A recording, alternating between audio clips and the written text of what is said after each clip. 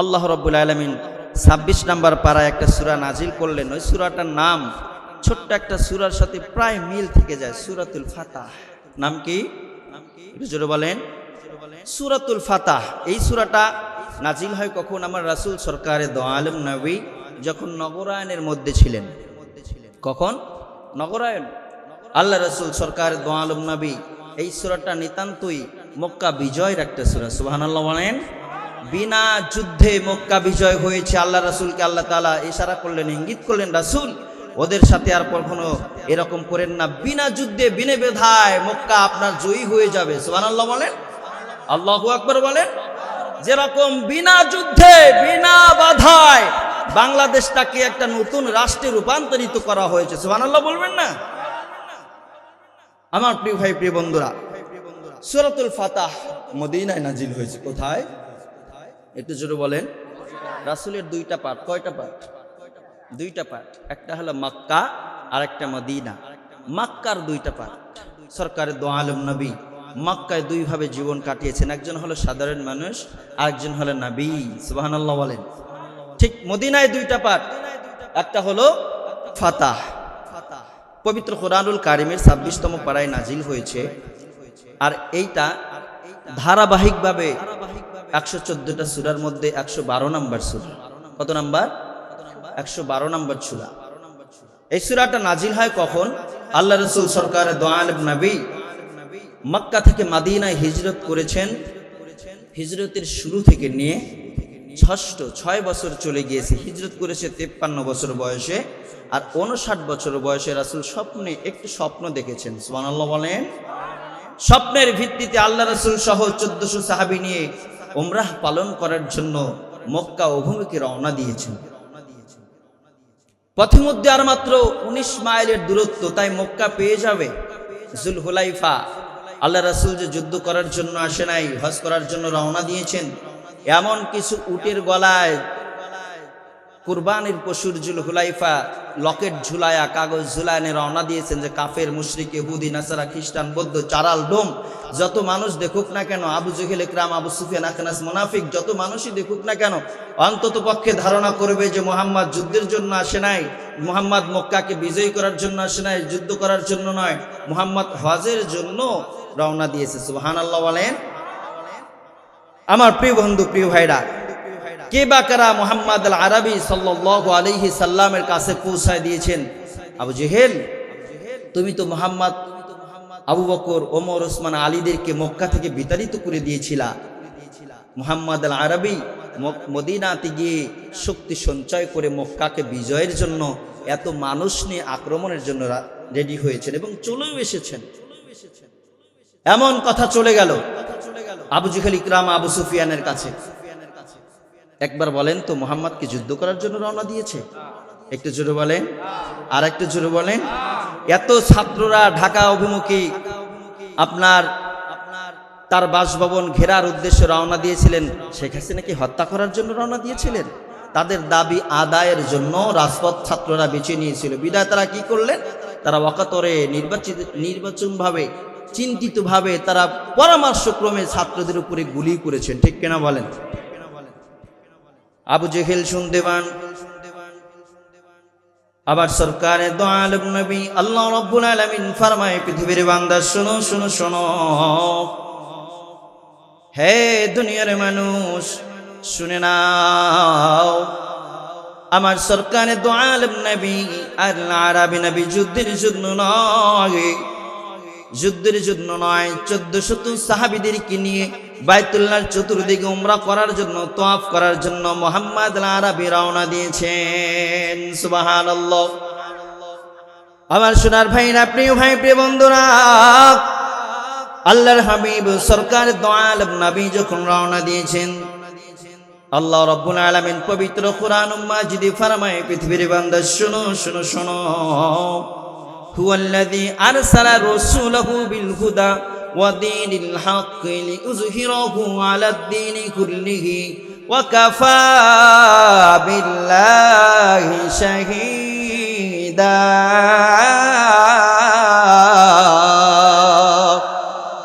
আমার সোনার ভাইরা, প্রিয় ভাই, প্রিয় বন্ধুরা, আল্লাহর হাবিব সরকার দো আলম নবী মাত্র 19 মাইলের দূরত্ব। এই জায়গায় কিছু অলৌকিক ঘটনা ঘটে গেলেন।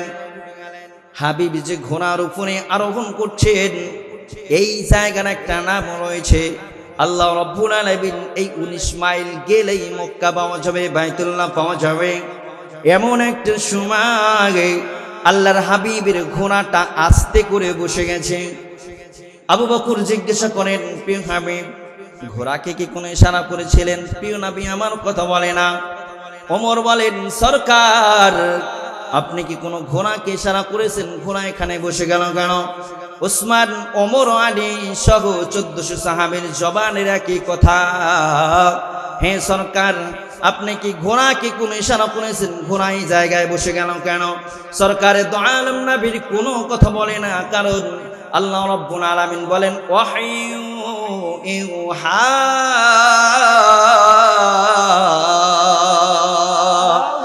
আমার সরকারে দো আলম নবী আখিরি জামানার পয়গম্বর হাবিব দুজাহান নবী কোনো কথা বলে না, কারণ আল্লাহর ইশারা ছাড়া কোনো কথা হবে না। সুবহানাল্লাহ বলেন। আল্লাহ যতক্ষণ পর্যন্ত জিবরাইলকে আমার নবীর কাছে না পাঠাইবে সে পর্যন্ত কোনো কথা হবে না। আল্লাহ রাব্বুল আলামিন বলেন, পৃথিবীতে আমি একটা গ্রন্থ নাযিল করে দেব। হুয়াল্লাযী আরসালা রাসূলাহু বিল হুদা, হুয়াল্লাযী, আমি হলাম সেই আল্লাহ আরসালা রাসূল, আমি নবীকে পাঠাবো। কেমন নবী? এই নবী হবে তামাম পৃথিবীর নবী। পয়গম্বর আদম থাকবে না, পয়গম্বর ঈসা থাকবে না, পয়গম্বর ইব্রাহিম থাকবে না। ১৬ লক্ষ নবী রাসূল চলে যাবে পৃথিবীর জমিনে। এই সকল নবীগুলোর পিতা হয়ে যাবে আমার নবী। এই সকল কিতাব, যত নবী রাসূলের উপরে কিতাব দিয়েছি, তাওরাত, জাবুর, ইনজিল সহ, সহিফা সহ ১৬ লক্ষ মতান্তরে 2,70,000 সহিফা আল্লাহ তাআলা পৃথিবীতে পাঠিয়েছেন। এই সকল কিতাবের জননী হয়ে যাবে এই গ্রন্থ। বলেন সুবহানাল্লাহ। আল্লাহ তাআলা আসমানে ঘোষণা করেন, হ্যাঁ আসমানবাসী শুনে নাও, শুনে নাও, শুনে নাও, আসমানবাসী শোনো, শোনো, শোনো। তামাম পৃথিবীর মধ্যে এমন একটা গ্রন্থ পাঠাইব, এই গ্রন্থটা হবে তামাম পৃথিবীর মধ্যে বিজয়ী একটা গ্রন্থ। যত ধর্মের মানুষ থাকুক না কেন, যত ধর্মের উৎপাদন থাকুক না কেন, যত গ্রন্থ থাকুক না কেন, সকল গ্রন্থগুলো ডুবে যাবে যেদিন আমি কিতাব নামক কোরআনটা পাঠাইয়ে দিব। আল্লাহ তাআলা ফরমায়, আগে পৃথিবীর বান্দা শুনো, শুনো, শোনো। এই জন্য মক্কার 2টা পার্ট, একটা হলো সাধারণ মানুষ। 1 থেকে 40 বছর পর্যন্ত মুহাম্মদের মক্কাতে কোনো শত্রু ছিল না। 1 থেকে 40 বছর পর্যন্ত তামাম পৃথিবীর মধ্যে মুহাম্মাদের 1 জাররা পরিমাণ শত্রু পৃথিবীতে নাই। সুবহানাল্লাহ। কেন, কি জন্য? প্রিয় ভাই, প্রিয় বন্ধুরা, এই যে শত্রুতা শুরু হয়ে যায় কেন? মুহাম্মদ আল আরবি 1 থেকে 40 বছর পর্যন্ত কোরআনের কথা বলে নাই। 1 থেকে 40 বছর পর্যন্ত হাদিস আল আরবির কথা বলে নাই। 1 থেকে 40 বছর পর্যন্ত রব্বুল আলামিনের কথা বলে নাই। 1 থেকে 40 বছর পর্যন্ত আল কোরআনের কথা বলে নাই। এই জন্য সমাজ সংশোধনের জন্য আল্লাহর হাবিব সরকার দো আলম নবী কোনো কথা বলে নাই। এই জন্য আবু জেহেলের শত্রু হয় নাই, ইকরামের শত্রু হয় নাই, আখনাসের শত্রু হয় নাই। আমরা দেখলাম দুনিয়ার জমিনে যারা কোরআনের কথা বলে তারা মানুষের শত্রু হয়ে যায়। দুনিয়ার জমিনে যারা রাসূলের কথা বলে তারা শত্রু হয়ে যায়। দুনিয়ার জমিনে যারা আল কোরআনকে প্রতিষ্ঠার কথা বলে তারা দুনিয়ায় 1 শ্রেণীর মানুষের শত্রু হয়ে যায়। জোরে বলেন, আরেকটু জোরে বলেন। এই জমিনে যারা কোরআনের কথা বলে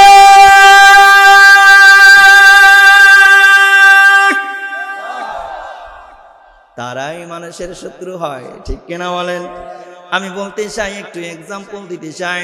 এই তামাম পৃথিবীর 4র্থতম আলেম, সুবহানাল্লাহ বলেন, বাইতুল্লাহতে তামাম পৃথিবীর বাইতুল্লাহর যে ইমাম, সে বাদ দিয়ে তামাম পৃথিবীর একজন আলেম যে বাইতুল্লাহ প্রতি বছর ঢোকার পারমিশন দিয়েছিলেন। মক্কা মদিনার যে যুবরাজ একজনকে পারমিশন দিয়েছিলেন। এত মুসলিম কান্ট্রি রয়েছে, কোনো কান্ট্রির মানুষ হয় নাই।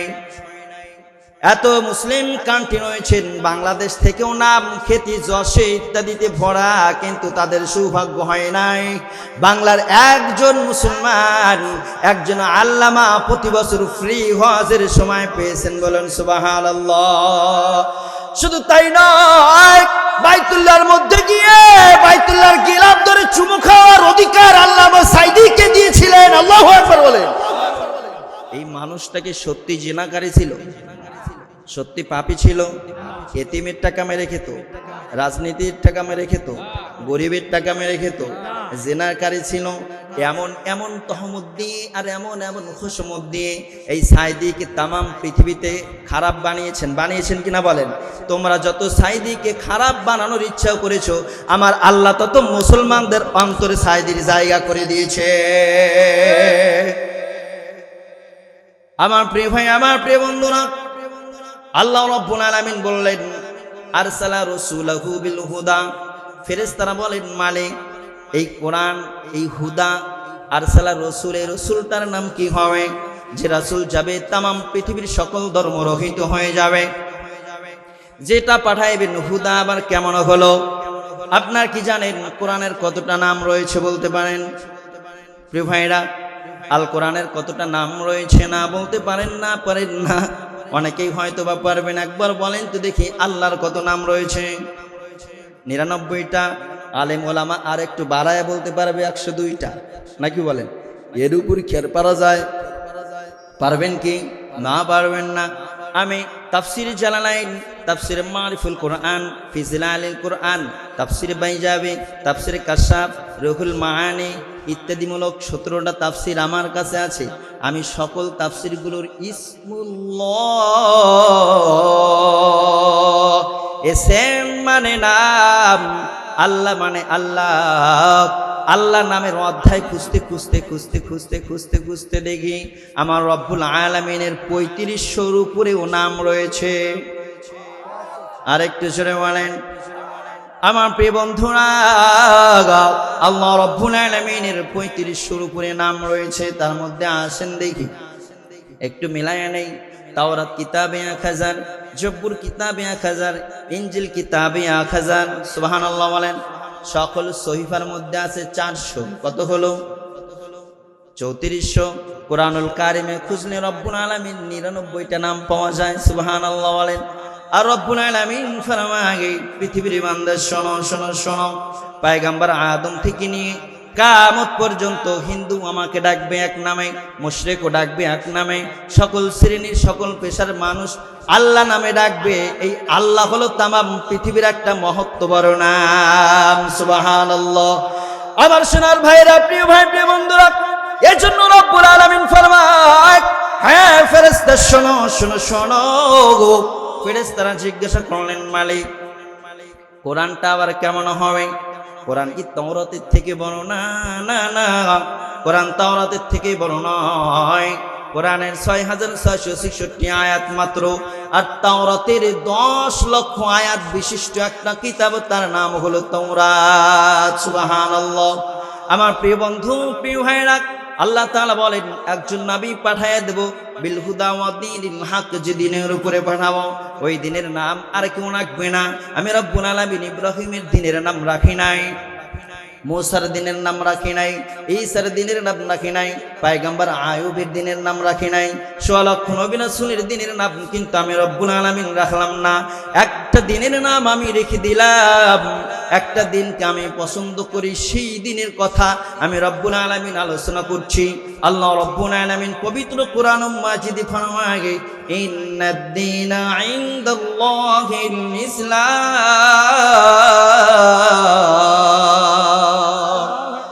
আমার প্রিয় বন্ধুরা, প্রিয় ভাইরা, আল্লাহ তাআলা বলেন এর ফেরেশতারা শোনো, এই কিতাব যার উপরে পাঠাইব সে হবে সত্য দিনের উপরে প্রতিষ্ঠিত একজন নবী।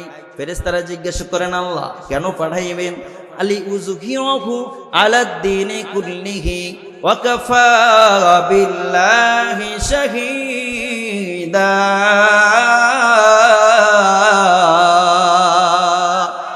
তামাম পৃথিবীর যত ধর্ম আছে না কেন, যত মানুষ থাক না কেন, সকল ধর্মের উপরে একমাত্র বিজয়ী গ্রন্থ হবে আল কোরআন।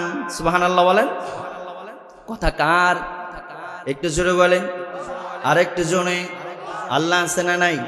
জোরে বলেন আছে না নাই? আল্লাহ দেখে কি দেখে না? শোনে কি শোনে না? আল্লাহ কি এখানে আছে? জোরে বলেন আছে কি আছে? প্রিয় ভাইরা, আল্লাহ বললেন আরসালা রাসূলাহু বিল হুদা ওয়া দীনিল হক লিইযহিরাহু আলাদ দীনি কুল্লিহি। তামাম পৃথিবীর মধ্যে কোরআন হবে বিজয়। আমরা যেই সময় আলোচনাগুলো করি হাটে মাঠে ঘাটে, কোরআন বিজয়ী হবে। তামাম পৃথিবী এখন কোরআন বিজয়ী নয়, ঠিক কিনা বলেন? তামাম পৃথিবীতে যত মুসলমান আছে সব মুশরিকদের হাতে মারি খায়, ঠিক বললাম কিনা? বলেন বলেন। তাহলে তামাম পৃথিবীতে যত মুসলমান আছে, যত কালিমাওয়ালা মুসলমান আছে, সকল মুসলমান মুশরিকের হাতে মারি খায়, ইহুদির হাতে মারি খায়, জাপানের হাতে মারি খায়, চীনের হাতে মারি খায়, আমেরিকার হাতে মারি খায়, এমনকি ইন্ডিয়াতেও মুসলমানেরা মারি খায়, খাচ্ছে কিনা বলেন? তাহলে আল্লাহ বললেন তামাম পৃথিবীতে কোরআন হবে বিজয়ী। আর আমরা দেখতে পাচ্ছি কোরআনের মানুষেরা মারি খায়। কথা কোনটা ধরে নেব? আল্লাহটা ধরবো। সুবহানাল্লাহ বলেন। কারটা ধরবো? আল্লাহটা ধরবো। কারণ এই দিনটা হবে কঠিন, দিনের উপরে প্রতিষ্ঠিত হয়ে থাকা কঠিন, ঠিক কিনা বলেন? কালিমাওয়ালা মানুষের সাথে থাকা কঠিন, ঠিক কিনা বলেন? প্রিয় ভাইরা, যদি তুমি কোরআনকে ভালোবেসে থাকো, কোরআনকে প্রতিষ্ঠা করার জন্য কোরআনের সংগ্রামে ঝাঁপিয়ে পড়ো, তুমি এক পা সামনে আগাইবা, রব্বুল আলামিন তোমার চোখের সামনে জান্নাতকে সাথে সাথে তুলে ধরবে। আল্লাহু আকবার বলেন।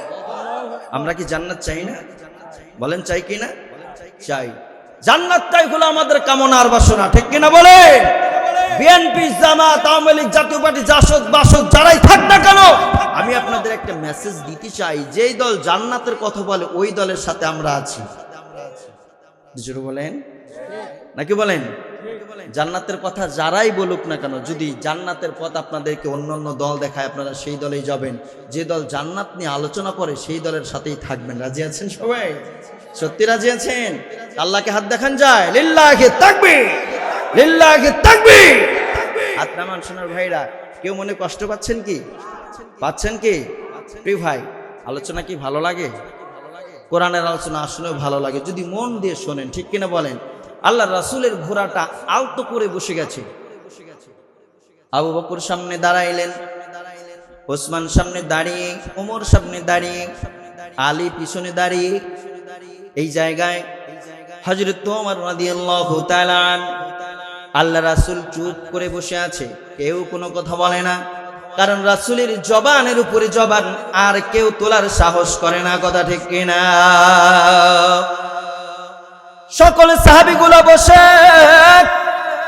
একমাত্র ওমর উঠে দাঁড়াইলেন। আল্লাহ রাসূলের প্রিয় সাহাবী আবু বকর, হযরত আবু বকর রাদিয়াল্লাহু তাআলা আন ওমরের দিকে তাকাইলেন। ভাই ওমর, নজরে নজরে কথা হয়, নজরুল্লাহ তাআলাহুন নজরা। হযরত ওমর আবু বকরের দিকে তাকাইলেন, আবু বকর ওমরের দিকে তাকাইলেন। কাশফিয়াতের মধ্যে কথা হয়, সুবহানাল্লাহ বলেন। ফাওকনি তাহাত হাযা ফাওকনি ইল্লা তাকওয়া হাহুনা, তাকওয়া হাহুনা, তাকওয়া হাহুনা। আবু বকরের চোখ ওমরের চোখে একত্রিত হয়ে গেছে, বিনে সুথায় হৃদয়ে হৃদয়ে কথা হয়, বলেন সুবহানাল্লাহ।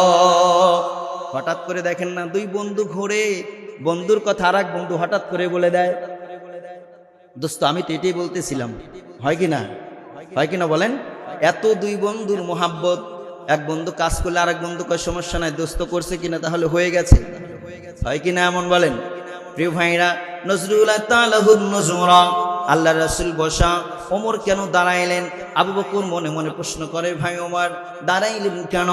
আবু বকরকে ওমর বলে, ভাই ওমর কয়েকটা প্রশ্ন আমি নাবিকে করতে চাই।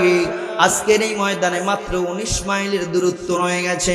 আল্লাহ রাসূলকে সামনে নিয়ে হযরত ওমর দাঁড়ায় বলেন, আবু বকর শুনুন শুনুন শুনুন, 6 বছর হয়েছে মক্কা ছেড়ে আমরা মদিনায় চলে গিয়েছি। আমার ছোট্ট সন্তান রয়েছে, আপনার ছোট্ট সন্তান রয়েছে, মা বোনরা মক্কায় রয়েছে। এই 6 বছর মক্কার কথা আমরা বলতে পারি নাই। আল্লাহ রাসূল স্বপ্ন দেখেছেন, স্বপ্নের ব্যাখ্যায় ওমরা করার জন্য আল্লাহর নবীর স্বপ্ন সত্য ওহী হয়ে যায়। এজন্য আমরা জানি রাসূলের স্বপ্ন সত্যি। সকলেই মক্কায় আগমন করব, মক্কার চতুর্দিকে ঘুরব, আপন মানুষগুলোর মুখটা দেখার অপেক্ষায় রয়েছে। বলেন সুবহানাল্লাহ। কি এমন হয়ে গেল এই জায়গায়? আবু বকর কি এমন হয়েছে? সরকারে দো আলম নবী কেন বসে পড়লেন? হযরত আবু বকর বলে, ওমর কোনো প্রশ্ন করেন না, করলেই বেয়াদবি হয়ে যাবে। ওমর বলে, না ভাই না, আজকে কোনো কথা বলবেন না। আবু বকর যখন থামাইতে পারলেন না, প্রশ্ন করলেন আল্লাহর রাসূলের সামনে গিয়ে। আল্লাহ রাসূলের প্রিয় সাহাবী ওমর দাঁড়াইলেন। এইবার দাঁড়িয়ে বলেন, সরকার একটা প্রশ্ন করতে চাই। আল্লাহ রাসূল তাকাইলেন, ওমর কি এমন কথা আছে তুমি বলবা? আবু বকর মনে মনে নিষেধ করে, না ওমর না, কোনো প্রশ্ন করেন না, রাসূলের শানে বেয়াদবি হয়ে যাবে।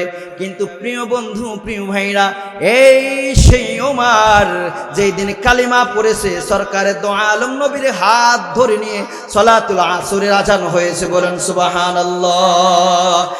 আযানাল্লাহু আযরিন লা তাকবীর ওয়াহিদ, আল্লাহু আকবার, আল্লাহু আকবার বলে। প্রিয় ভাইরা, আল্লাহ রাসূলকে বলে, ওমর সরকার কালিমা পড়েছি, আর গোপনে আজান হবে না, আর গোপনে আজান হবে না, কোনো ঘরের মধ্যে আজান হতে পারে না।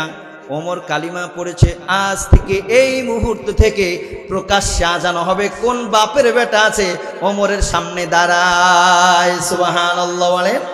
সেই ওমর বলে, আবু বকর না করেন না। আল্লাহ রাসূলের সামনে গিয়ে ওমর দাঁড়াইলেন। আল্লাহ রাসূলকে বললেন, সরকারের দো আলম নবী, আমি একটা কথা জিজ্ঞাসা করতে চাই। আল্লাহ রাসূল বললেন, ওমর কি এমন প্রশ্ন তুমি করবা, করো। ওমর বলেন, সরকারের দো আলম নবী, আজকের এই জমিনে আপনি বসে গেছেন, আপনি কি ইচ্ছা করে বসেছেন না ঘোড়া আপনি বসে গেছে? আল্লাহ রাসূল বললেন, ওমর শোনো শোনো শোনো, ঘোড়াটা ইচ্ছে করে বসে গেছে, আমি কিছু বলি নাই।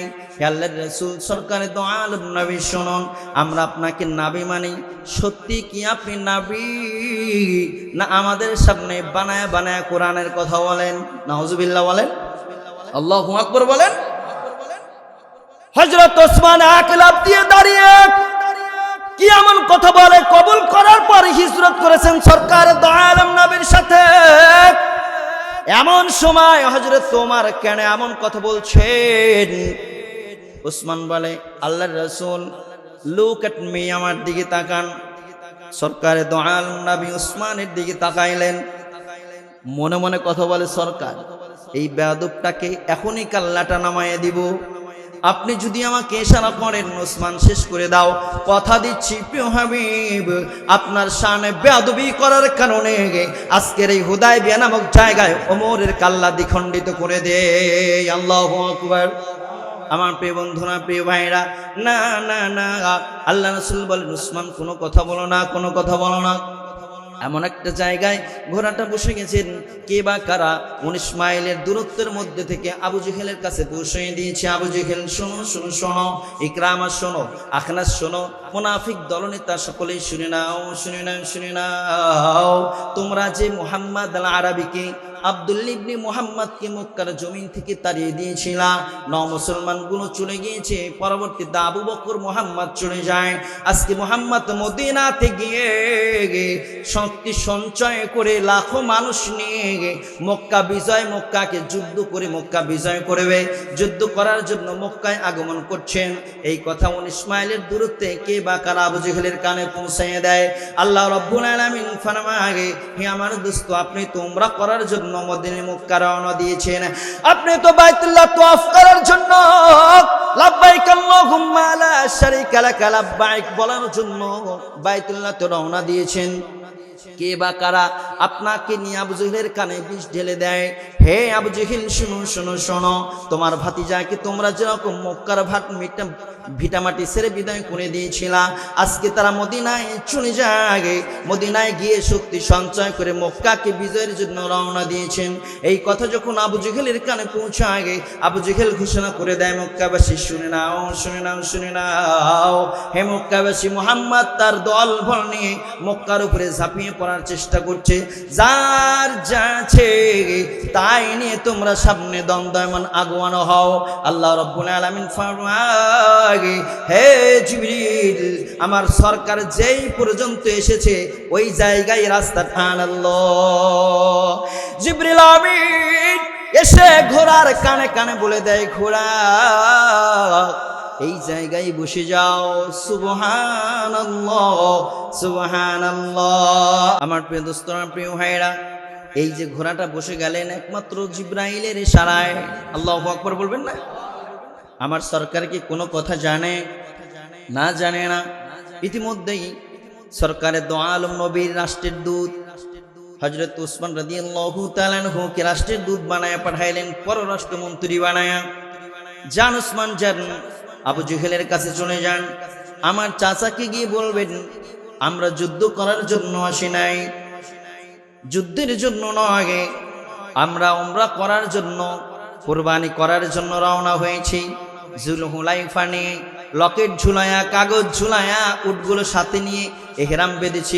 মদিনা থেকে সাদা কাপড় পরেছি। সাহেব, এহরাম বেঁধে সাদা কাপড় পরতে হয়, যতক্ষণ না পর্যন্ত হজের অনুষ্ঠানাদি শেষ হয় ততক্ষণ পর্যন্ত এহরাম ভাঙা যায় না। এইভাবে বলে দেন। ওসমান চলে গেলেন আবু জেহেলের কাছে। আবু জেহেলের কাছে চলে গেলেন ওসমান। ওসমান যখন চলে গেছেন, আসতে একটু দেরি হচ্ছে। ওসমান আবু জেহেলকে বলে, আবু জেহেল শোনো শোনো শোনো, আমরা যুদ্ধ করার জন্য নয়, মক্কার জমিনকে ছিনিয়ে নেওয়ার জন্য নয়, মক্কার জমিন তোমাদেরকে হত্যা করার জন্য নয়, আমরা 6 বছর পর আল্লাহর ঘর বাইতুল্লাহকে তোয়াফ করার জন্য মুহাম্মদকে সাথে নিয়ে রওনা দিয়েছি। বলেন সুবহানাল্লাহ। আমার সোনার ভাইরা, প্রিয় ভাই, প্রিয় বন্ধুরা, এই রাস্তার মধ্যে হযরত উসমান রাদিয়াল্লাহু তাআলা চলে গেলেন। আসতে একটু লেট হচ্ছে। 19 মাইল দূরত্বের মাঝে মুনাফিক দলীয় কিছু মানুষ থাকে কিনা? বলেন বলেন। সব জায়গায় 2 নাম্বার মানুষ থাকে। চাচা ভাতিজার মধ্যে এমন গন্ডগোল পাকায় দেয়, আছে কিনা বলেন? এমন মানুষ আছে কিনা? এই মানুষগুলো আবু জেহেলের পক্ষ থেকে আর মুহাম্মাদের পক্ষে, 2 পক্ষের মধ্যে গন্ডগোল কেমন করে পাকায়া দিলেন। আমার প্রিয় দোস্তরা, প্রিয় ভাইরা, শুনে না, শুনে না, শুনে নাও। একজন লোক এসে বলে দেয়, মুহাম্মদ শোনো শোনো শোনো। কে বা কাদের দ্বারা ঘোষণাটি হয়ে গেছে? মুহাম্মদ আরবির কাছে চলে আসলেন। মুহাম্মদ শোনো শোনো শোনো, তোমরা যে ওসমানকে পাঠিয়েছো রাষ্ট্রের দূত হিসাবে, পররাষ্ট্রমন্ত্রী হিসাবে, আবু জেহেলের কাছে পাঠিয়েছো। আবু জেহেল ওসমানকে হত্যা করে নিয়েছে। ওসমানকে হত্যা হইতে হয়েছে, ওসমানকে শেষ করে দিয়েছে, ওসমানকে কতল করে দিয়েছে। আল্লাহ রাসূল বললেন, হ্যাঁ ওমর শোনো, ওসমান শোনো, আলী শোনো শোনো, আবু বকর শুনে নাও, শুনে নাও, শুনে নাও। আজকের জমিনে আমরা মদিনা থেকে ইহরাম করে হজ ব্রত পালন করার জন্য বাইতুল্লাহর উদ্দেশ্যে রওনা দিয়েছিলাম। হ্যাঁ ওমর, আজকের এই হুদাইবিয়া নামক জায়গায় শপথ গ্রহণ করতে হবে, কথা দিতে হবে, কথা দিতে হবে। যদি আমার উসমানকে আবু জেহেল হত্যা করে শহীদ করে দেয়, তাহলে আর হজের জন্য নয়, যুদ্ধ করে মক্কায় জীবন দিব, না হয় মক্কাকে মুহাম্মাদের রাষ্ট্র বানায় নিব। সুবহানাল্লাহ বলে।